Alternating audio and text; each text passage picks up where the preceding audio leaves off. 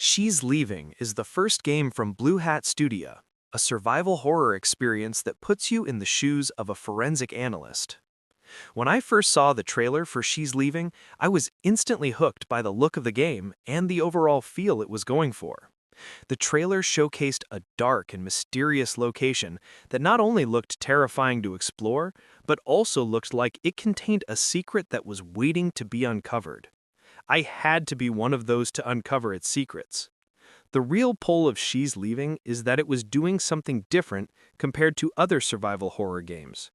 There have been plenty of games to come out in this popular genre that have been genuinely great, but none have put players in the role of a cop who uses real-life practices of forensics. Yes, developers Blue Hat Studio studied this field to make it as authentic and real as possible.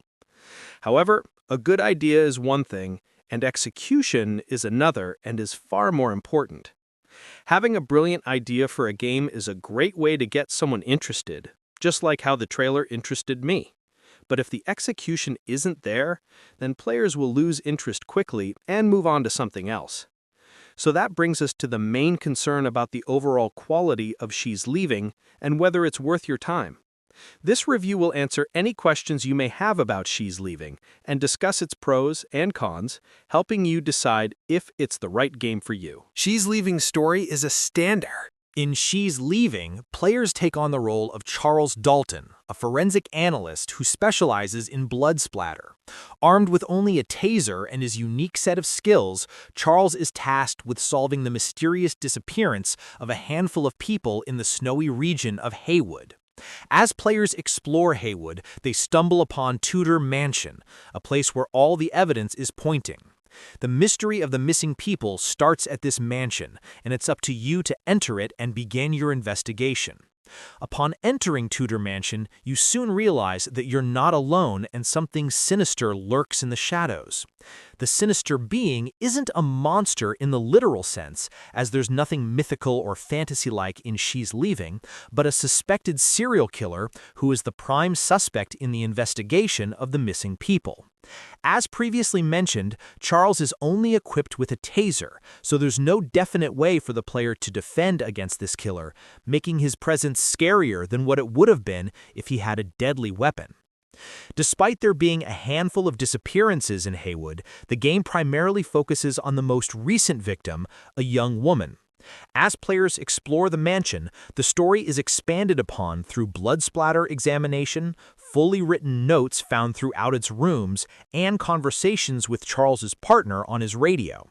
The more the player progresses, the closer they get to an understanding of what happened to the missing young woman.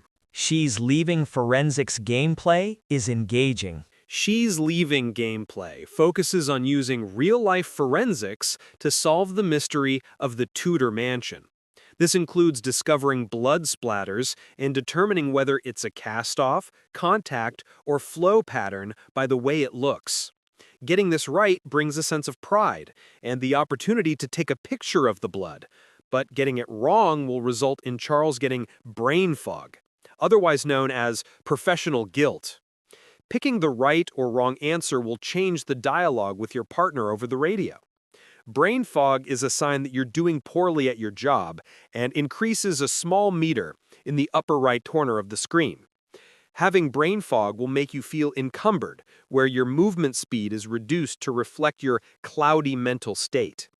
This means Charles can't run away from the serial killer as fast, meaning you'll most likely have to waste a taser to knock him down in order to get away instead of being able to sprint to safety.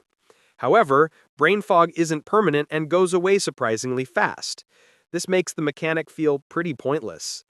It would have been cooler if brain fog were permanent to your character, really forcing you to live with your choices. This would also add replayability, which is great for a game this short, as the goal would be to become a better forensic analyst in the following playthroughs and attempt to receive less brain fog overall. Instead, brain fog just feels like an added-on gimmick that you can mostly ignore due to it going away very fast. Still, each time I discovered a blood splatter on the wall or other clues that gave me an idea about what happened to the missing woman, it was extremely satisfying. It felt as if you're slowly gathering the pieces of a larger puzzle, And since the framework is grounded in real-life tactics that analysts use, it acts as a window into the work that these people do in major crime cases. It was incredibly interesting and was the main pull, along with the overall story, that led me to want to push forward through the mansion. Unfortunately, all the other gameplay is lackluster, which is a shame since forensics doesn't take up as much time as it should. Forensics is the only exciting aspect of gameplay. Besides the investigation gameplay, players will spend the majority of their time finding keys and combinations to safes to progress further. The way this is done in She's Leaving reminded me of Resident Evil 2, where almost all doors are locked, pretty much following a Metroidvania-like structure. Unfortunately, She's Leaving puts way too much emphasis on finding keys and revolves around 80% of the main progression. You'll go to one room, grab a key, go to the room that uses that key, and then find another key. Even after finding the combination to a safe and opening it up, the contents inside the safe consist of a key that is required to progress further. While there are moments of using the taser to open a door by shooting an electrical box, the main form of progression is using keys, and it begins to feel stale the longer you play. It's almost as if the developers couldn't think of any other creative way to push the player further into the mansion. While you're searching for these keys and combinations, which the latter are usually found by reading notes or solving a small puzzle, you're stalked by the serial killer that roams the halls of the mansion. This stalker is reminiscent of Mr. X from Resident Evil in the way he walks and storms towards you when he has you in his sights. Players can either decide to run away to safety or stun him with a shot of the taser, which momentarily puts him on the ground, opening up room to run past him to a safe location.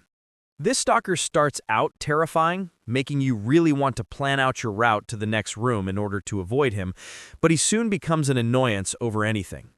He doesn't really change his ways throughout the game, so it's the same experience every time you encounter him. He spots you, and you either run or tase him. In other words, he doesn't evolve.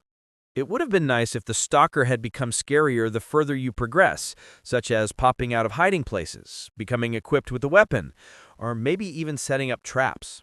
Instead, the entire playthrough consists of a stalker with boring AI just roaming the halls, just there to frustrate you as you attempt to reach the next room. Closing thoughts. She's Leaving has a great and unique concept with a solid story, which may be enough for players looking for their next survival horror fix. However, you shouldn't go into it hoping for amazing gameplay, since it's pretty bare bones across the board.